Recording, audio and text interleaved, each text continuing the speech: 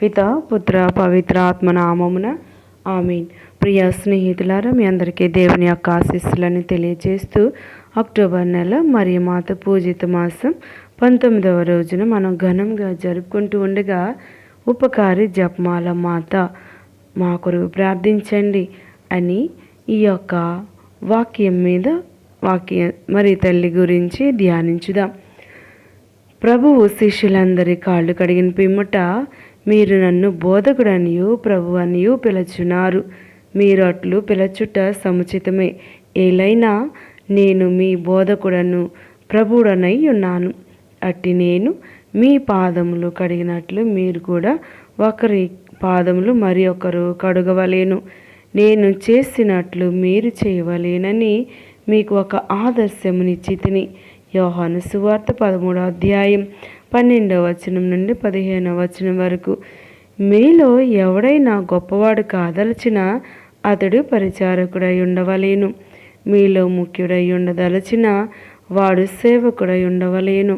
Mark సువార్త 10వ అధ్యాయం 43-44 వచనాలు. దేవుని తల్లిగా నీవు సర్వశక్తిమంతుని ఎన్నుకోబడ్డావు అని దేవదూత మంగళవార్తలో తెలియజేసింది. లూకాసు వార్త 1వ అధ్యాయం 35వ వచనం.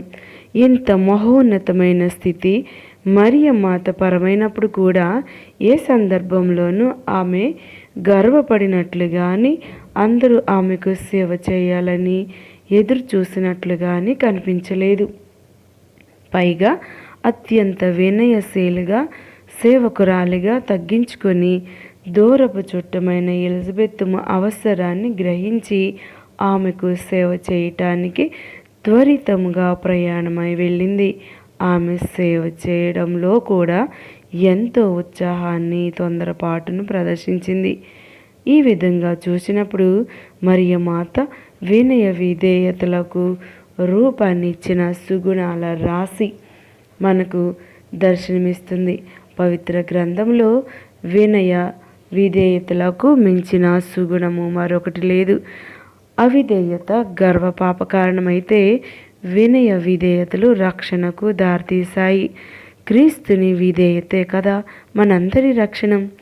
ఆ విధంగానే మరియమాత వినయం అనే మనందరికీ ఆదర్శప్రాయం, మన రక్షణకు అంకురార్పణం. లూకాసు వార్త 1వ అధ్యాయం 38వ వచనం. మరియమాత చుట్టమైన ఎలిజబెత్తమ్మ దగ్గరకు సేవ చేయటానికి దివ్యకుమారుని తన గర్భమందు మోసుకుని పోయింది. దేవుని దివ్య సాన్నిధ్యం ఆమెతో ఉంది. దేవుడే ఆమెను తన మందస్సంగా ఎన్నుకొన్నాడు.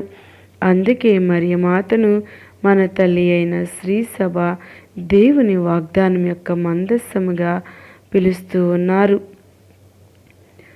ఆ దేవుని సాన్నిధ్యాన్ని గ్రహించిన ఎలిజబెత్ ఆనందంతో ఉక్కిరిబిక్కిరైపోయింది. ఎంతటి మహోన్నతమైన భాగ్యం పేదరాలను దీనురాలను అయిన నాకు ఎలా లభించింది అని దేవుని స్తుతించడం ప్రారంభించింది. ఆ హృదయం నిండిన స్తుతి ఆరాధన సమయంలోనే పవిత్రాత్మ సర్వేశ్వరుడు ఎలిజబెత్తును ఆవరించాడు. ఆమె పవిత్ర ఆత్మచే పరిపూర్ణురాలయ్యింది. ఈ అద్భుతమైన పవిత్రమైన క్షణంలోనే ఆ పునీతురాలు మరియమాతను ఆమె గర్భమందలి దైవాన్ని శ్లాఘిస్తూ, అమ్మా, స్త్రీలందరిలో నీవు ఆశీర్వదింపబడిన దానవు, నీ గర్భఫలం ఆశీర్వదించబడెను. లూకాసు వార్త 1వ అధ్యాయం 42వ వచనం. మనం ఈనాటికి ఆనందంగా ప్రార్థించుకునే ఈ వాక్యం చెప్పింది. ఎలిజబెత్తుతో కలిసి స్త్రీలందరిలో నీవు ధన్యురాలవు, ఇజ్రాయేలు జాతికే మణిపూసవు, దావీదు వంశంలో అత్యంత కీర్తిగల ఉన్నతమైన గోపురానివి అంటూ మరియమాతను ఈనాటికి యావత్ శ్రీసభ కొనియాడుతూనే ఉంది. ఈ సందర్భంగా ఆమె స్వయంగా దేవునికి ఒక స్తోత్ర గీతం పాడింది. ఇక నుండి తరతరముల వారు నన్ను ధన్యురాలు అంటారు అని ఆ మహారక్షణ కార్యానికి ఆమెను ఒక సాధనముగా వాడుకుంటున్నందుకు ఆనందం నిండిన హృదయముతో దేవుని స్తుతించింది.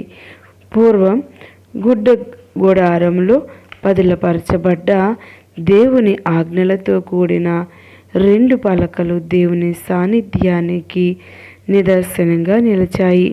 ఆ పలకలతో కూడిన పెట్టెను యెరూషలేము నగరానికి తీసుకువచ్చారు.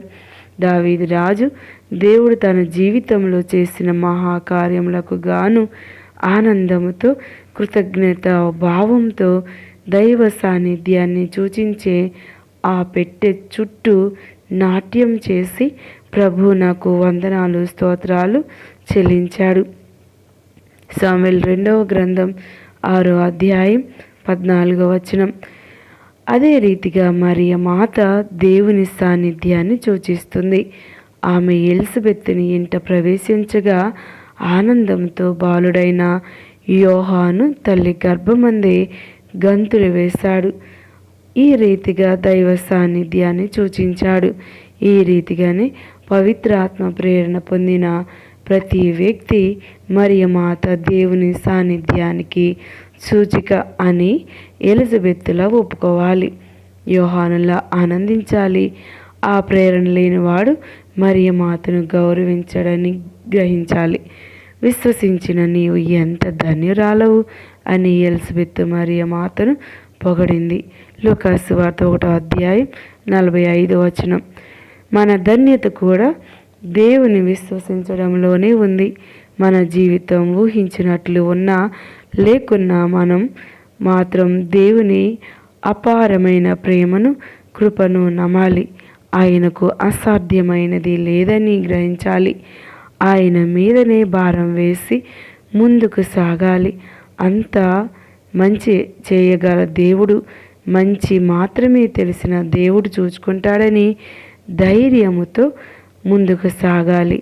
విశ్వాసుల తండ్రి అయిన అబ్రహాము, విశ్వాసుల తల్లి అయిన మరియ మాతలు మనకు ఆదర్శం. అమ్మా, నీవు దేవుని సాన్నిధ్యాన్ని నిదర్శనమని నీవు ఎక్కడికి వెళ్ళినా నీతో నీ కుమారుని కూడా తీసుకుపోతావని గ్రహించేలా చేయి. నీవే దేవుని వాగ్దాన మందసము. నీలోని సేవా నిరతిని, తగ్గింపుతనాన్ని, వినయ విధేయలతో కూడిన సుగుణాలను అలవర్చుకునేలా చూడు. సేవ చేయడంలోనే నిజమైన ఘనత దాగి ఉందని గర్వపడడం ద్వారా దేవునికి దూరం అవ్వటం, వినాశనానికి నెత్తికెత్తుకోవటం తప్ప మరే మంచి లేదని గ్రహించేలా మమ్ముని ఆదర్శ జీవితంతో బలపరచుము. జీవితం ఎలిజబెత్తమ్మకు నీవు చేసిన సేవ మాకు ఆదర్శంగాను ఉండినట్లు అనుగ్రహించుము. విశ్వాసపూరిత జీవితం మాకు అందించుము. అమ్మా, నీవు దేవుని వాక్కును విశ్వసించావు. ఆధారమే లేనప్పుడు నీవు ప్రభు వాక్యాన్ని నమ్మావు. అంతటి విశ్వాసాన్ని మాకును ప్రసాదించు. అందుకే ఎలిజబెత్తమ్మ నీవు ధన్యురాలవు అని ఎలుగెత్తి ప్రకటించింది. మా ధన్యత కూడా ప్రభువును విశ్వసించడంలోనే ఉందని గ్రహించుకునేలా చేయము. చాలా సందర్భాల్లో పరిస్థితులు మాకు అనుకూలంగా లేనప్పుడు, మా జీవితం మేము కోరినట్లు సాగనప్పుడు మేము అవిశ్వాసానికి గురి అయిపోతూ ఉన్నాం, నిరాశపడిపోతూ ఉన్నాం. నిన్ను చూచినప్పుడు మాకు ఆశ్చర్యం కలుగుతుంది.